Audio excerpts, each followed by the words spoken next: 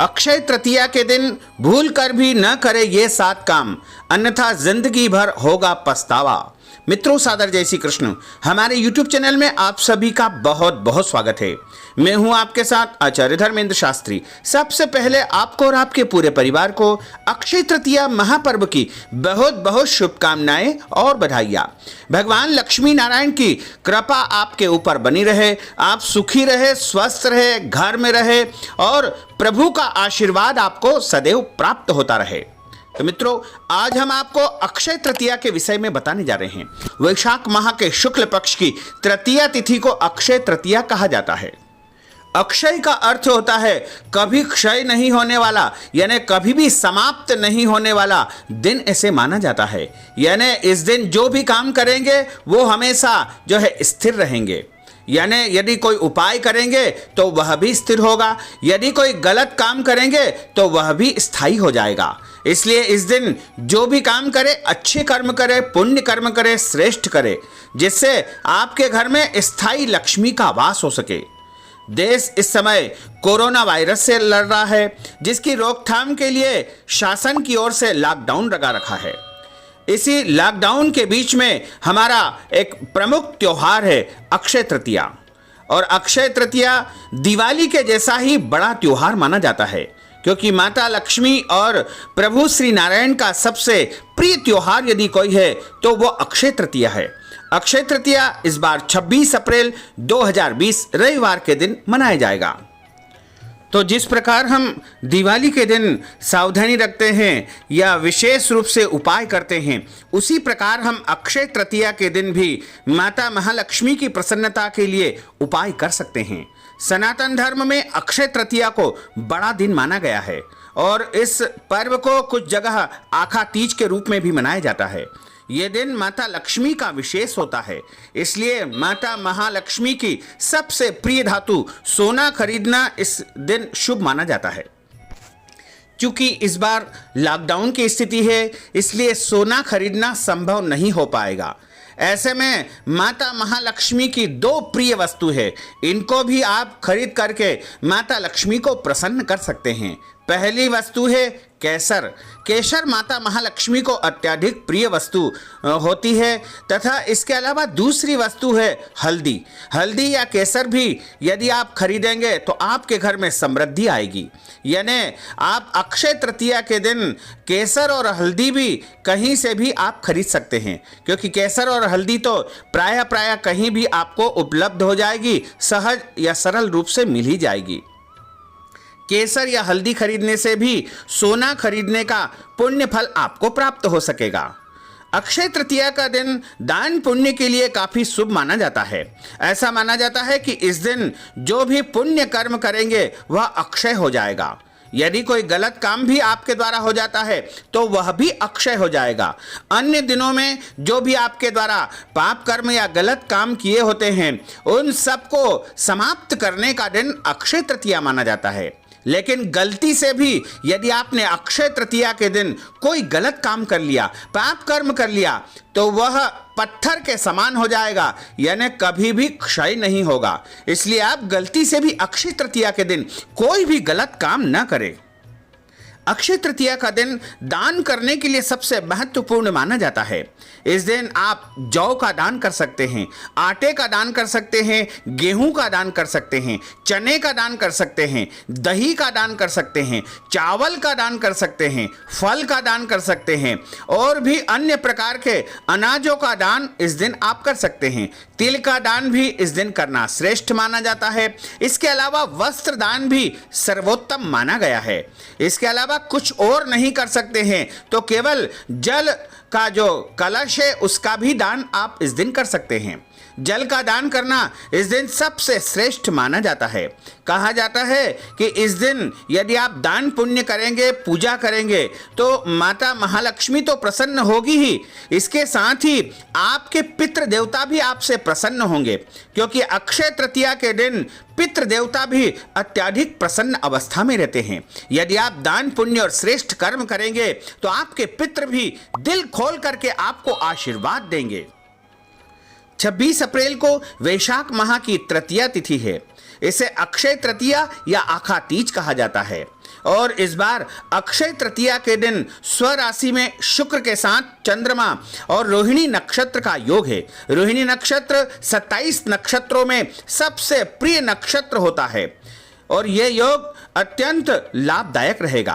रोहिणी नक्षत्र के स्वामी स्वयं चंद्रदेव है। इस बार अक्षय तृतीया पर शुक्र चंद्र की युति वृषभ राशि में रहेगी। वृषभ शुक्र की राशि है और चंद्र की उच्च राशि वृषभ है।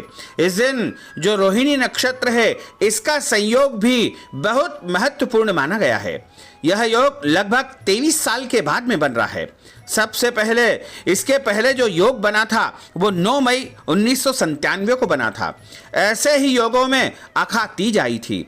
उस समय गुरु भी नीच यानी मकर राशि में थे। इस तिथि पर दान करने का विशेष महत्व माना गया है। अक्षय तृतीया के दिन अगर रोहिणी नक्षत्र ना हो तो बुरी शक्तियों का बल बढ़ता है, लेकिन इस बार अक्षय तृतीया पर रोहिणी नक्षत्र रहेगा। इस नक्षत्र में चंद्रमा वृषभ राशि में होते हैं। वृषभ चंद्रमा की उच्च राशि है। चंद्र वनस्पतियों के स्वामी होने के साथ ही धन और मन के देवता भी है। अक्षय तृतीया को रोहिणी नक्षत्र होने से देश और विश्व के लिए आने वाला समय काफी सुखदायक होने का योग है। विश्व में जो इस समय महामारी का प्रकोप चल रहा है वह इस योग के बाद कम होने लगेगा। इस दिन शनि भी अपनी स्वयं की राशि मकर में रहेंगे।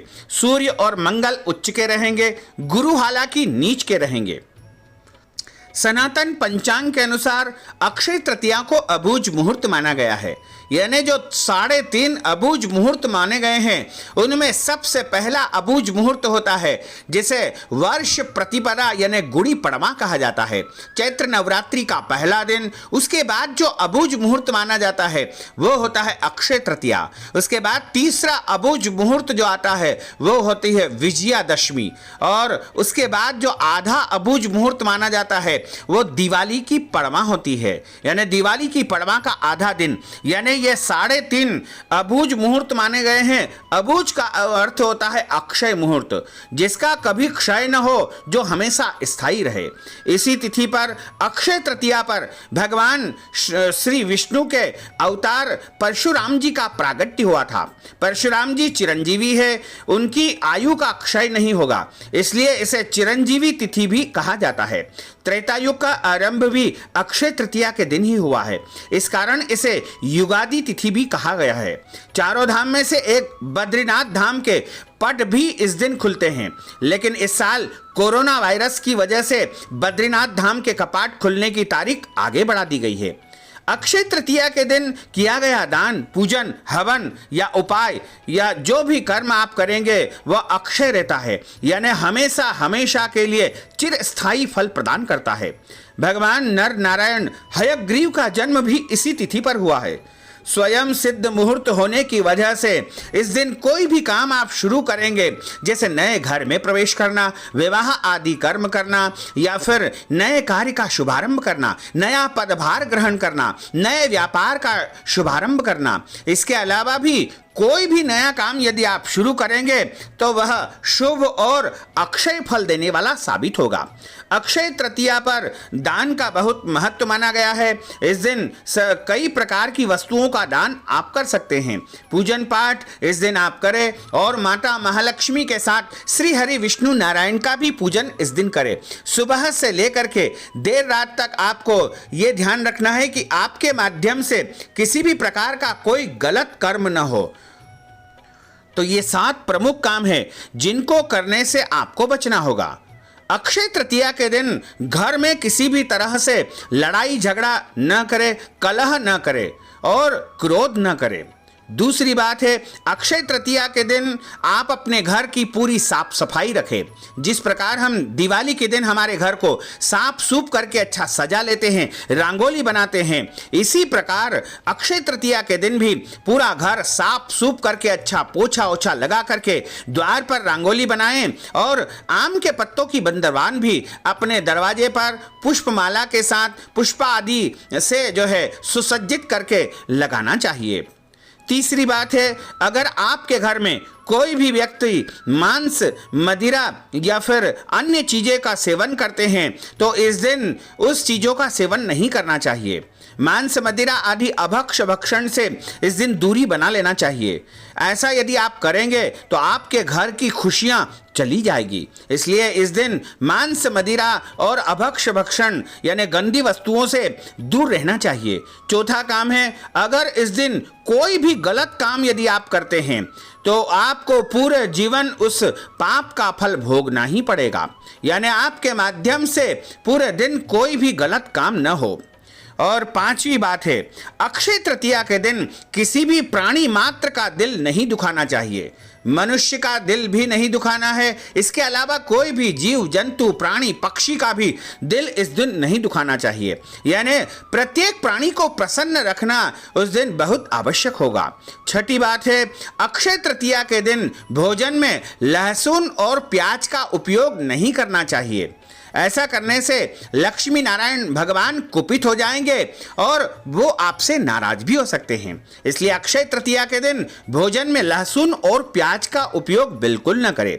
सातवीं बात है, दान पुण्य का बहुत महत्व है, लेकिन जैसे दिवाली के दिन हम किसी को हमारे घर का धन धान्य उधार नहीं देते हैं, उसी प्रकार आपको अक्षय तृतीया के दिन भी रुपया पैसा धन दही नमक उधार नहीं देना है। आप चाहें तो दान कर सकते हैं, लेकिन उधार नहीं देना चाहिए। उधार देने से आपके घर की लक्ष्मी उनके घर चली जाएगी, इसलिए इस बात का आपको ध्यान रखना चाहिए।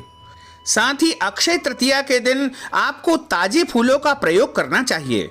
माँ लक्ष्मी को बासी फूल या घर में फ्रिज में रखे एक दिन पहले के फूल नहीं चढ़ाना चाहिए।